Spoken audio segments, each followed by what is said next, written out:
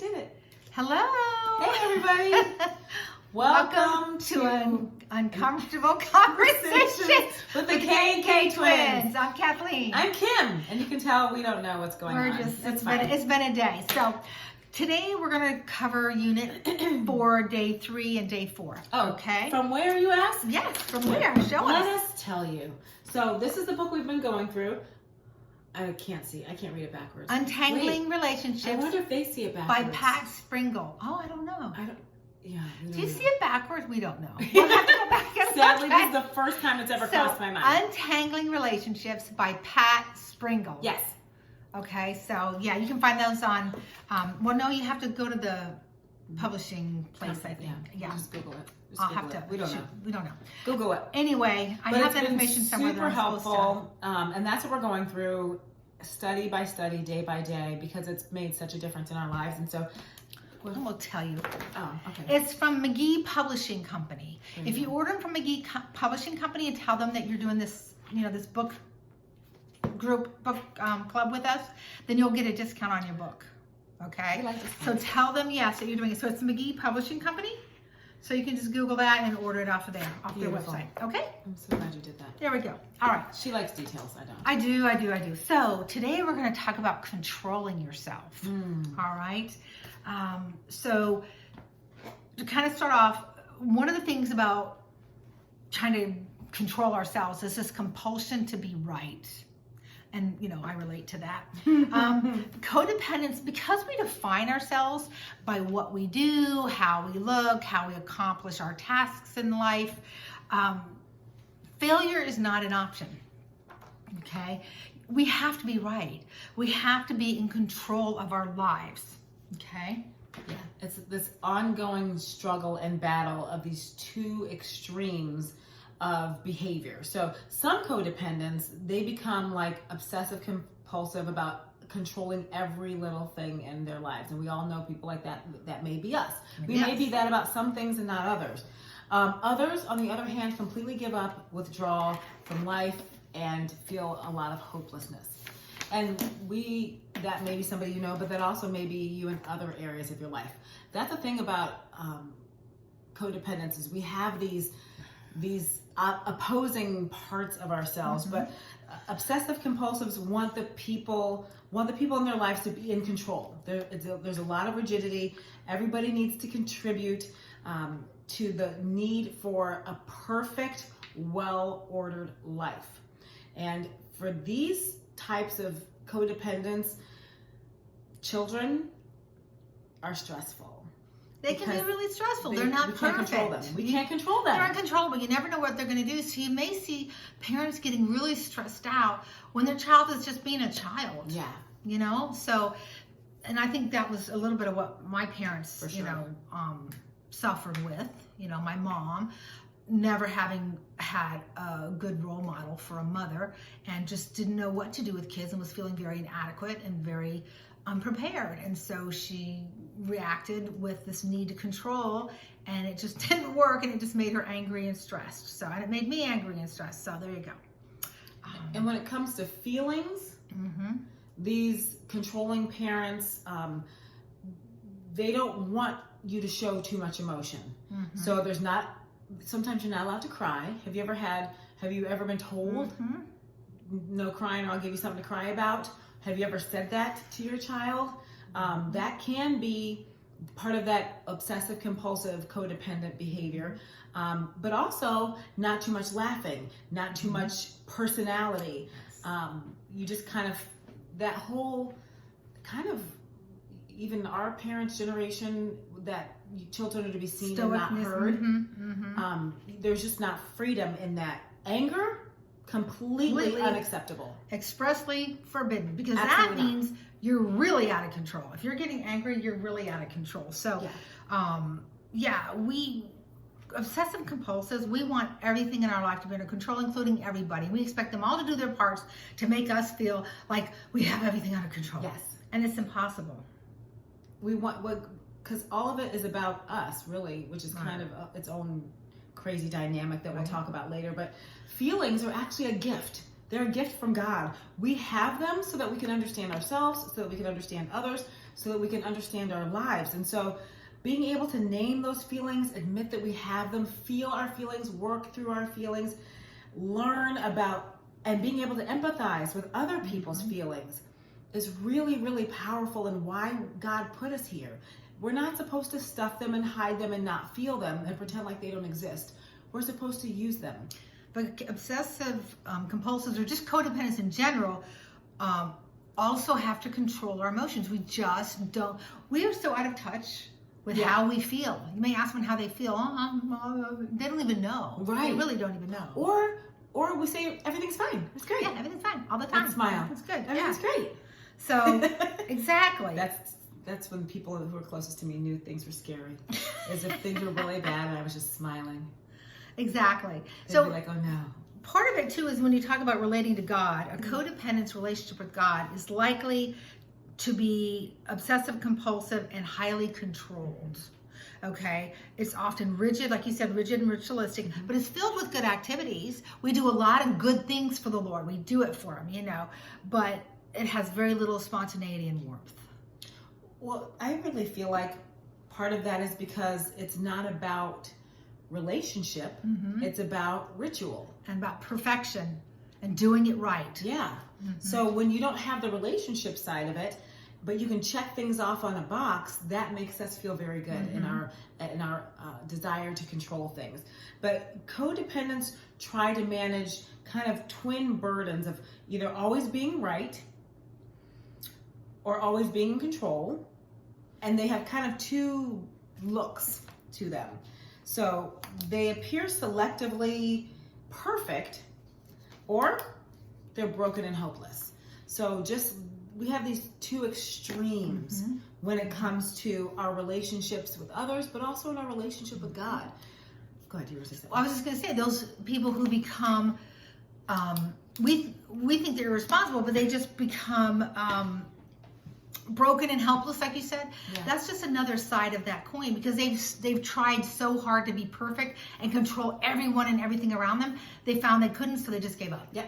Well, have you ever experienced that? Was. Yep.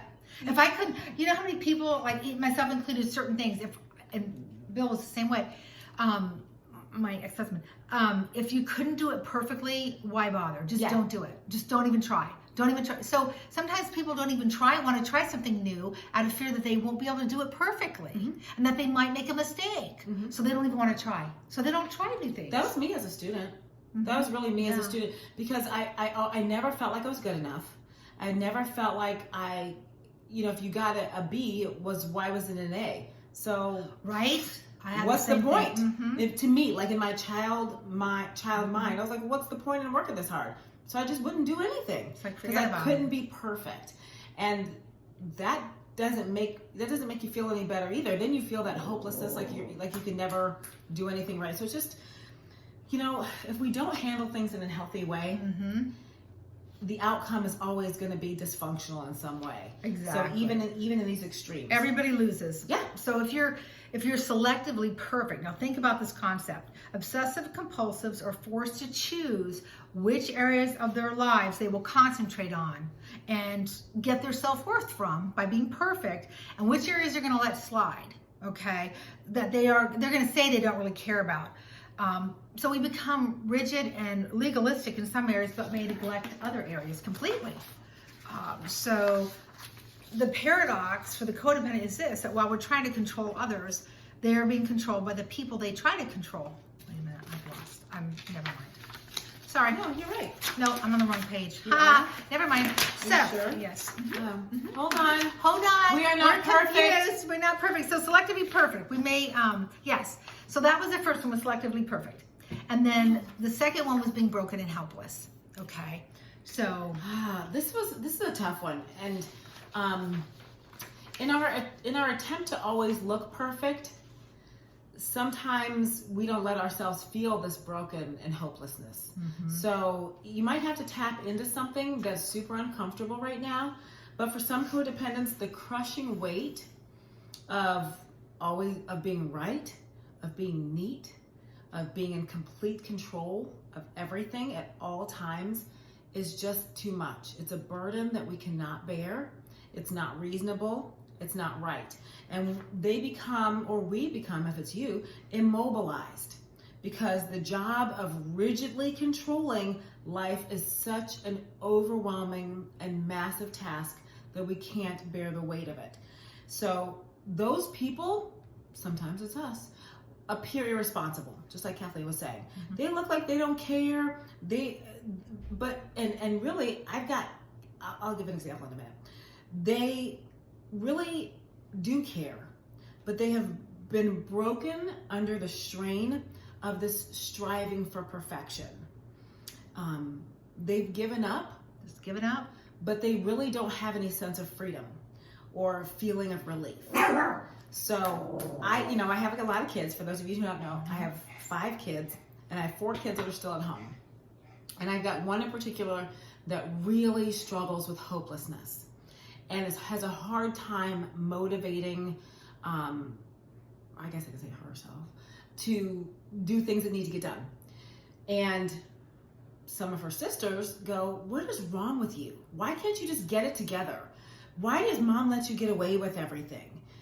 But it's that she's so crushed and burdened by that feeling of hopelessness that she just can't function sometimes. Mm-hmm. But her sisters don't have any empathy. They think she's just being lazy. Mm-hmm. So if they saw this, they would be laughing at me right now, because I have this thing I do with my voice where I get emotional and I hear it. They're never going to watch it, so it's fine.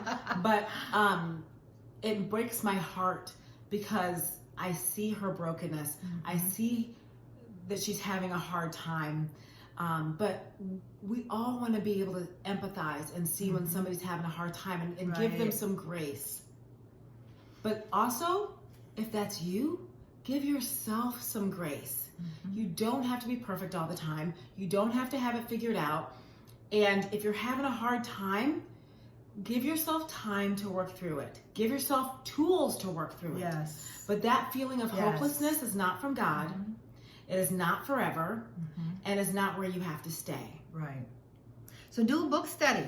Pick up one of these books, Untangling Relationships by Pat Sprinkle. Do the work. And do the work. It does take work, because for us to get over this sense of having to be perfect and having to be in control, you can change. Mm-hmm. You can move away from that and fix that. In fact, we were just talking today about at work one day. I'm in the process of retiring and moving away, getting out of the business.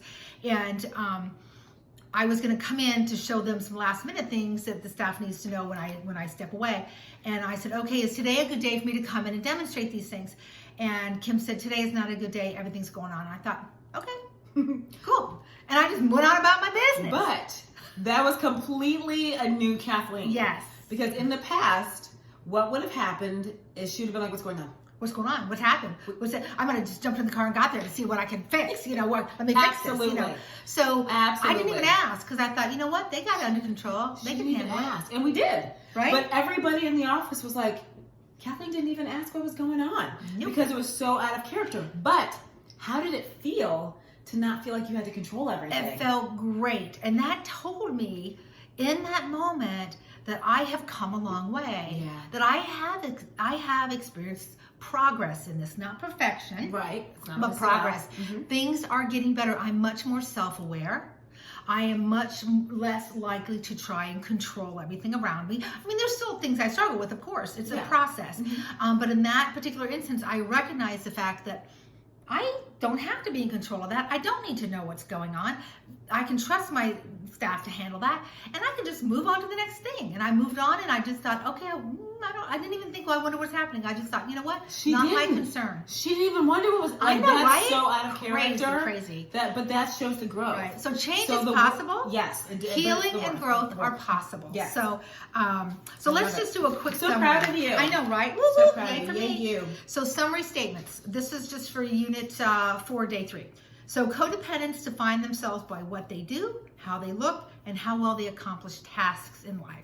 That's where that drive for perfection comes from. Codependent believers tend to have a relationship with God that is highly controlled. We're very rigid. We want to do things. Ritualistic. Right. Mm-hmm. The ritual versus the relationship. Yes. Right. Some people appear to be very irresponsible, when in fact they have broken under the strain of striving for perfection.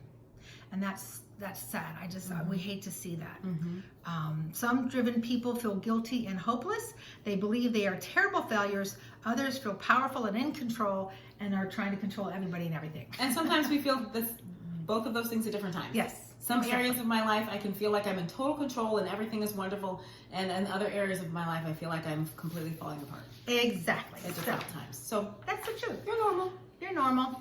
So let's look at day 4. Yes. Day 4 talks about controlling others. Now we talked about controlling ourselves. Mm-hmm. Now we're going to talk about controlling others. Yes.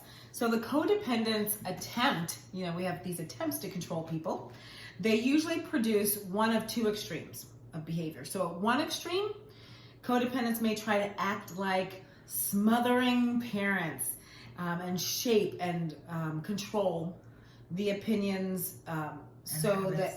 and their opinions and habits and are helicopter parents where they're constantly paying attention and showering you with both praise and criticism, all in an effort to manipulate and control. It's not actual praise because you did an actual good job. It's, I want you to do more of that, so I'm going to feed that. Or the other side of that is codependents may become like dictators, barking orders, exercising any real or perceived authority. And again, you may do both of these things at different times. With different people. The other extreme is just withdrawal, which we kind of talked about a little bit the other way, but you may withdraw. You become so tired of trying and controlling others that you just remove yourself. You may feel inadequate and worthless from the effort, just because it takes a lot of work to be perfect and to fail at it all day, every day. And that you believe, you know what, no one will do what I want them to. I'm just going to back off. And then the poor self-esteem that you have overcomes the desire to manipulate. And you just give up. Think about the mom that just can't control her children. She just can't get them to do what she wants them to do. They just aren't making her look as good as she needs to look to feel good about herself. So she just lets them run amok and goes, sits in a room and with the lights off and is depressed and pulls the covers over her head, Yeah. And so she feels like she just can't get them to do what she wants them to do. But that's not acceptable either, right? So, and you may have that for a moment, but that should not be a way of life. That should not be your parenting Everyone's not style. like going to bed and pulling the covers over your head. When you think about it, all of these are probably normal moments, but they should not be patterns of behavior. Yeah, they should not be your parenting style. So your parenting style should not be smothering and helicopter control. Your parenting style should not be I'm controlling and dictating, and it should not be, you know what, withdraw. You're going to do whatever you want to do anyway. I give up. But we have those moments. We do. We all do. So, I was, I did that with Abby a lot. I was kind of smothering and I really tried to force my opinions on her, and I used praise and criticism. And I was sure a dictator because my dad was too. He was a Marine, and I was barking orders and being the authority and whatever. So that's and that does not accomplish what you want it to accomplish. Let's just say that it does not make for healthy relationships. Exactly. So keep that in mind. So I actually have an example. Oh, good. Listen to this. This is the new thing that's happening in my life. So my fiance. Oh gosh, who did I just become just now? I know. So something happened with my kids. She got engaged. I did. She got engaged. I did. Yes. But my fiance says, your girls are scared to death of you. And I was like, what? Why? Why are they? And he's like, I don't know. I don't know who you were then, but they are scared to death of you. My son, he's the baby. Not so much. Because I was a completely different parent. And I was almost like I'm so tired. You all raise him. Yeah. But with my girls, I was so rigid and controlling that they sometimes don't feel like they can have a real relationship with me now. And now they're like scared. So if I say something out of frustration, they think I'm like mad. Yeah. And I'm like, and I see their reaction. I see that. I'm like, what is walking on eggshells? What's going on? I'm like, oh, well, and so I've had to start paying attention to their body language and go, okay, and communicate and go, I see what you did there. Do you think I'm upset? And I go, you know what? I'm frustrated and I'm tired, not about you, but I'm using like a louder voice. I have to explain it. I'm using a louder voice, not because I'm mad at you or I'm disapproving of you. I have to say that. But there is some heightened emotion and it might just be my own frustration. Right, you know? but because I was so rigid and so controlling and so hard with them when they were younger, they don't feel safe. Ooh, right? That hurts. They don't feel emotionally safe with us. And I'm not even that person anymore. But the residual effects of that are still there. Because then kids, like I'm thinking, they will lie. Like, my daughter didn't necessarily feel like she could tell me things. Yeah. Which got her into some trouble because she didn't have, who was she going to turn to then to get good advice or figure out what to do with things, that were going on in her life. So I wasn't emotionally safe. It didn't feel safe to come to me. She was afraid of me. She would lie. She would hide things. Not even so much as lie, but just hide things. She hid things from me. Because she just didn't trust that she wasn't going to get crucified for every little thing, So that was hard. That was hard to come to grips with. That my parenting style caused her, which we're going to talk about here in a minute, caused her to respond to me in those ways. Yeah. It's not a good feeling. At the same time, I'm really grateful that now I can see those things and we are working on the communication so that my kids, because like my youngest of the girls will say, you are disrespecting my boundaries. Ew. And stop trying to control me. If you're the parent that says, who are you talking to? Right? I control everything. Right? Like if you're the parent that says you don't get to have boundaries, you're a kid, that is wrong. Stop. Just stop right there. Think about that. Yes, if they don't start learning boundaries from a young age, if you do not allow your children to say no or have boundaries or ask questions or question things. Now I know I'm not talking about, this 2 or 3 year old that says, why? I'm not talking about that. But what I'm saying is, in our house, we were never allowed to question anything because my dad would say we were disrespectful. Everything was disrespectful. If you disagreed, had your own opinion, questions or challenged anything, it was disrespect. You weren't allowed to, which did not equip me then to go out in the world as an adult. Yeah. I was such a conformist then. I would do whatever anyone told me, a rule follower. But if someone told me to do something, I felt like, okay, I can't really question it. Even though I know this is bad, I didn't even know how to say, no, that's bad. I'm not going to do that. I know you're not going to do that. Right. Or even that's not what's best for me. Right. I don't even think we're taught to say, you know what, that's great for you, but that's not what's best for me. But these are things that are empowering. We weren't allowed to do things that were best for our parents decided what were best for us. Right. But that carries into our adulthood. So most of my adult life, I didn't know what was best for me. I didn't do what was best for me. I didn't teach my children to do what was best for them. I didn't model it for them because I didn't know how to do it. Right. So I'm really grateful that it's not too late. Right. For me, it's not too late for my children. That I can kind of retrain, as I'm retraining myself, we can retrain them too. Yes. We can have those conversations, try to make some amends, and try to work through some things in a different way. Teach them, because my kids are dealing with the consequences of being codependent. They don't know it yet. They're all codependent. They don't know. They don't even know what that means yet. Yeah, I taught them. It's so hard to watch them be codependent.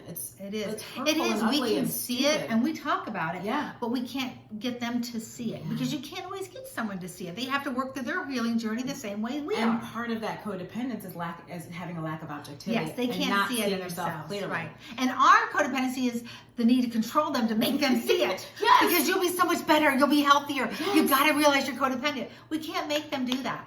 We can help educate and explain it, but we can't make them embrace it. Right. So, but that's part of as we develop these relationships. Hopefully, they will have their eyes open and their hearts opened to doing things differently. Okay. So even on a random tangent there. No, that's not. That was perfect. So doing unto others, codependents manipulate others by using the same techniques of praise or condemnation that have been used on them, right, on us. But the paradox is, while they're trying to control others, they are being controlled by the people that they are trying to control. Say it again. So while they're trying to control others, they are being controlled by the people they're trying to control. So do you get that? While it is a real paradox. You're trying to control someone, that behavior in itself is allowing them to actually control you. Yes. Okay? It takes a minute. It takes a while to wrap your brain around it because it is a paradox. Yep. But that is, frankly, codependency has a few paradoxes. But that controlling and being controlled is a big one. So for instance, if you're in a relationship with a narcissist, or perhaps you're in a relationship with someone who's addicted to drugs or alcohol. So while you're trying to control them to get them to stop doing whatever they're doing, like let's say the drugs and alcohol, their drug and alcohol use is actually controlling you. Yes. Because you're trying to do everything you can to get them to stop all this. They're not doing any work. They're not doing what they want. So they're letting you do everything you want to do. Knock yourself out taking care of me, because it's and by the way, let me not hurting manipulate me by you. trying to. Let me manipulate you. Let me make you feel guilty. Let me make you feel less than and unworthy. So you're just enabling so you can make me feel better by getting me the drugs or alcohol or whatever it is in this specific instance. Right. It's just this ugly, vicious cycle. It is. So you're trying to control them, but they're actually controlling you. Yeah. You know, it's crazy. So let's talk about taking off the controls. How do we stop? Yes. So we know that we need to stop attempting to control other people. We need to let them make their own decisions and live with those consequences. Stop. You need to sit with that one for a minute. You need to let other people make their own decisions and live with those consequences. How many times have you talked to somebody that said, well, I have to help my son, I have to help my daughter, I have to help my husband. I said, well, what happens if you don't? Well, then this will happen to them, or that'll happen to them. Well, why are you more concerned with what's going to happen to them than they are with what's going to happen to them? Sometimes the consequences are bad. Who needs to deal with that? The person who's responsible. Right? Not the code. I didn't do it. I didn't make the bad decision. Why should I give you money? Right. For example. Yeah. And this isn't happening in my life. I'm just giving an example. Why would I give you money if you chose not to go to work? Exactly. Yep. Why, if you quit your job for no reason? Yep. Or if you were an alcoholic and couldn't keep a job, why would I support you? Sometimes you got to deal with those consequences. We all live with those. Do. I heard a saying, I told Kim this earlier, I heard a saying the other day that said, stop setting yourself on fire to keep someone else warm. Yeah. Because they're not doing what they need to do to take care of themselves. Right? So let them make their own decisions and face those consequences. You can comfort them when the consequences come, but don't try and fix them. Do not try and fix them. Don't try to get your self-worth from helping everybody and making everybody else better. Because you're just enabling their dysfunction. Exactly. That's actually enabling. Yep. And you're just trying to get approval, but not based on your value, based on your codependent need for love. We need to cut the strings. Cut those strings. We need to let people make their own choices. And that can be hard. And that's okay. Sometimes it's hard. But it gets easier, actually. When you say it does get easier. It really does get easier. Mm-hmm. It was so, this is so interesting to think about. Because anytime I would try to set a boundary or say no or do something that was best for me, that somebody else wanted something else from me and was trying to manipulate or coerce or whatever, it was so hard for me. I felt so uncomfortable and just sick to my stomach almost on some occasions. It was so hard. I was almost impossible, like physically impossible for me to say no or to stand up for myself or do what was best for me. Over time, as I began to understand all of this and see this bigger picture, suddenly it is this much easier for me to say, you know what? That really doesn't work for me. That is not serving my needs. I appreciate that that's what you need. Yes. But I can't help you there. You're going to have to find another way to accomplish that because I can't help you. There's freedom in that. There is freedom in that I've never experienced. You do you, boo. That's right. That's why. So for you, listening to this or watching this, think of ways you attempt to control others. And there's a lot of them, big and small. Do these controlling behaviors signal your own search for perfection in your life? Think about it. What ways do you try to control others? What are the results of your controlling behavior? I'm going to go out on a limb and guess that this has negative impacts on your relationships, all your relationships, right? You may lose friends. You may have to cycle through friends a lot because people get tired of it, and, or relationships, or, it may damage your marriage or your children, your relationship with your children. So, I'll tell you, in my attempt to control my children, it really just bred rebellion. Yep. It made them rebellious. And that's the natural consequence of doing something that's unhealthy. And unhealthy behavior is what erupts from it. So as I have developed these new ways of functioning with my children, our relationships have gotten so much closer and they're so much healthier, but that it didn't start out that way. Right? It's When they changed started over becoming adults. time. So think about this and try to identify those things in your own life, in your own behavior. So what are the results of that controlling behavior? Ask yourself that. Is this really serving you well? Are you really getting what you may get what you want, but it's not going to be what you really need for a healthy And is relationship. it really what you want? Not really. Think about it. Is it really what you want? Are you getting them being responsible for themselves, or are you getting your need for being needed met? Because that's Right. not It's really usually a a need to be needed. Yeah. By helping and fixing others. So how would you change your own controlling behavior?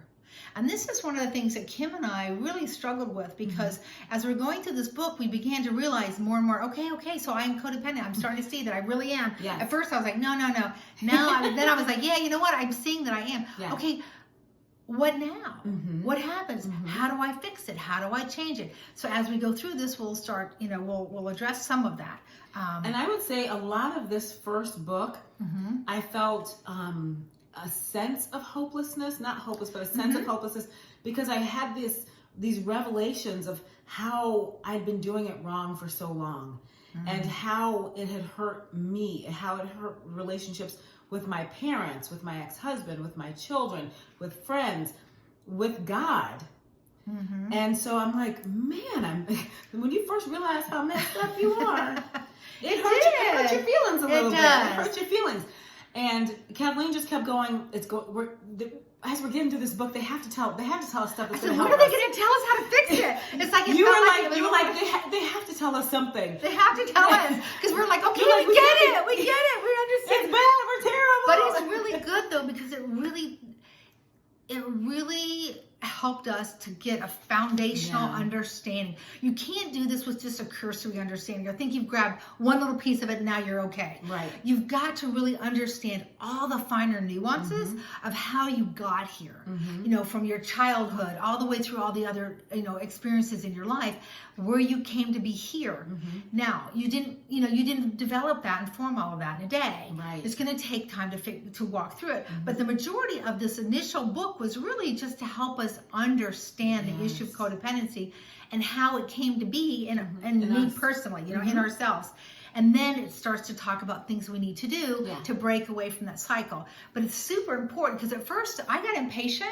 I was so shocking and and I got annoyed. We want to control We everything. were kind of annoyed. We're like, bad, let's be good. We're like, okay, we're annoyed now. Like, we know, we get it. What next? What next? There's very but we much really that didn't feeling. get it. We had to get the full picture. Well, one of the things we learned is that it was layers. It was like peeling an onion, and there were layers and layers underneath.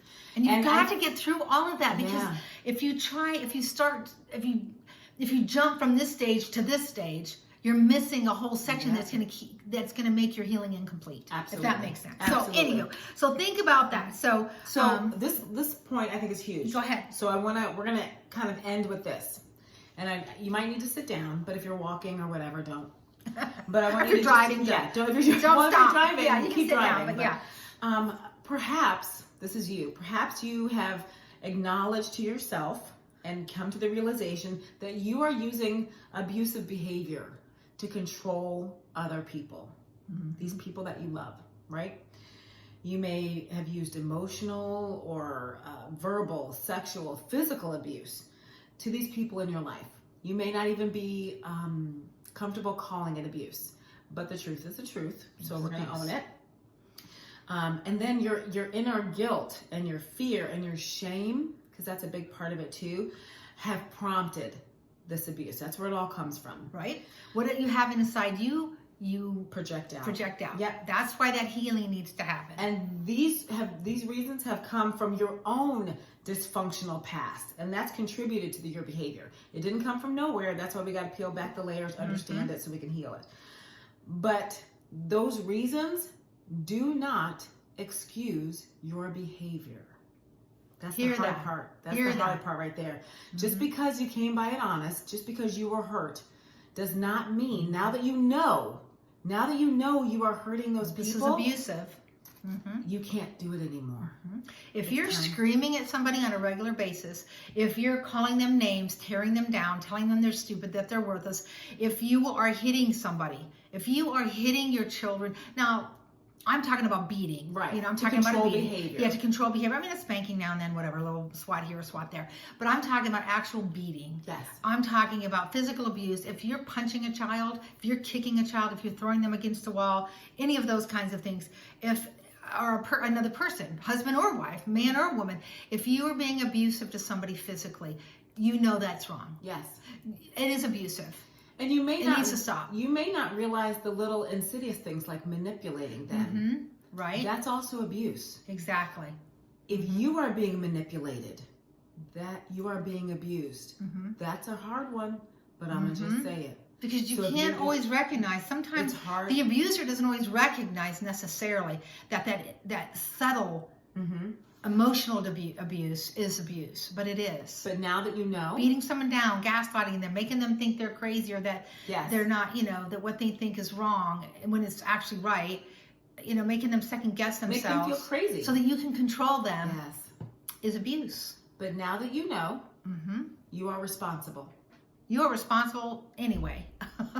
You are responsible for your behavior. So now that you know, stop. Yes, you've got to find a way to stop. It is time to learn a new pattern. So whether it's going to therapy, like we said, doing this study, getting a group together, it's time to unlearn those past behaviors. It's the cycle stops now. Exactly. If you know what you're doing is wrong, and you have to know when you're abusing children, that's wrong. Or your spouse or your significant other, whatever, that's wrong. Get help. There is counseling. There is help for you. You can get that kind of help that you need. I will use my mom as an example.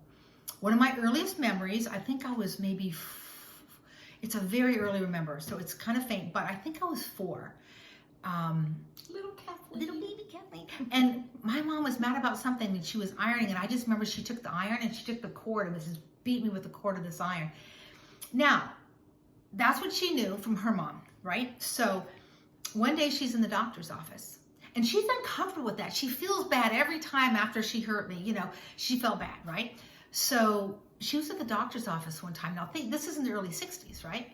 So she just happened to pick up some medical journal thing or whatever. Because in those days, they didn't talk about child abuse.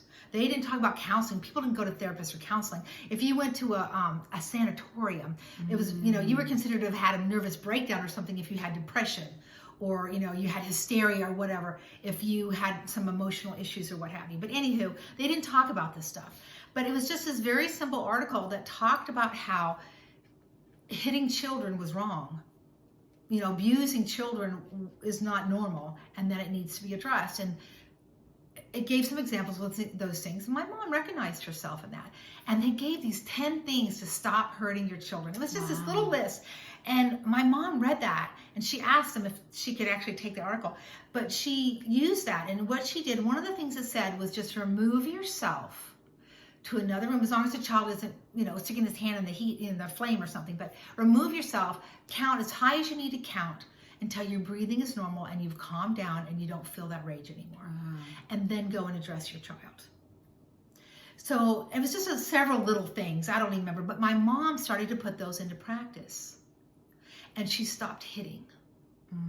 So for her, the hitting was an issue. She had to stop hitting. She still did the yelling. There was still the yelling, but perfect. One step at a time is what I'm saying. So I remember at a certain point in my life, my mom came to me and asked me if I remembered being abused by her, being physically abused. And I said, no, I really don't. But then I did. I remember the only thing I really remember, I think, was that iron cord. But anywho, and she said, well, I need to acknowledge, I need to apologize, I need to ask for forgiveness. I'm like, I was 4, but anyway. But it was about that time that she stopped. So I know she'd been kind of hitting us up to that point. But that's when it kind of stopped, as she started getting it together, because she recognized it. But how courageous and how self-aware was that in the early 60s to even admit to yourself, read this article and think, wow, I do this. Yeah. That's wrong. I need to stop this because it seemed normal because that's what she knew in her house. So for her to make the effort to stop that is amazing to me. I have mad respect for her. Mad respect. Props to her for that. Yeah. And so she did.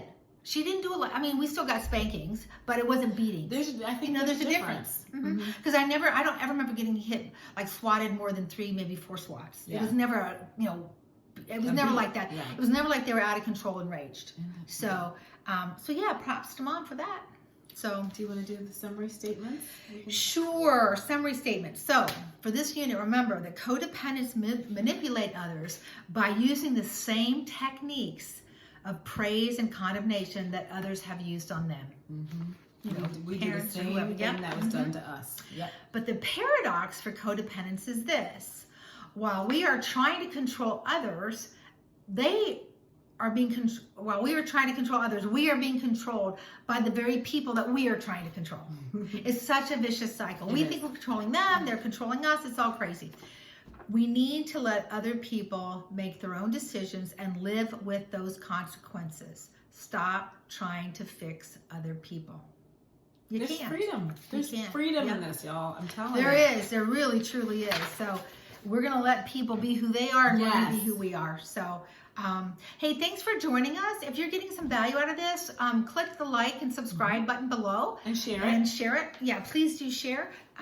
So if you're finding this is helpful to you, it's just been tremendous for us. And the whole reason we wanted to do this is because we have had such healing and growth and change in our lives. Because, when you're deep in something, it does feel hopeless. Like you're never going to be able to change because you don't know how to be different. You don't know how to do it. This is a step by step. Yes. It's just very slow. It's a slow change. It's okay. But when we start seeing it, it's so exciting. And we celebrate the wins. We see the wins all the time. Yes. So every time we see each other, we go, this is what I worked through. Yeah, this is what I've done. Oh my God. This is what's happening. But it's so powerful. So we want you to be empowered. We want you to just manage you and not feel like you have to control yourself or everything around you. Let go. And it's okay. It's okay. When we handle things in a healthy way, every other relationship gets healthier. And so that's what we're striving to do. So get the book. Yes. Do it with a counselor or do it with a friend or do it with a group, whatever you need to do, but just do it. Exactly. The change is in your hands. You can do it. Literally. Thanks, Thanks for joining us, guys. See you next time. Bye.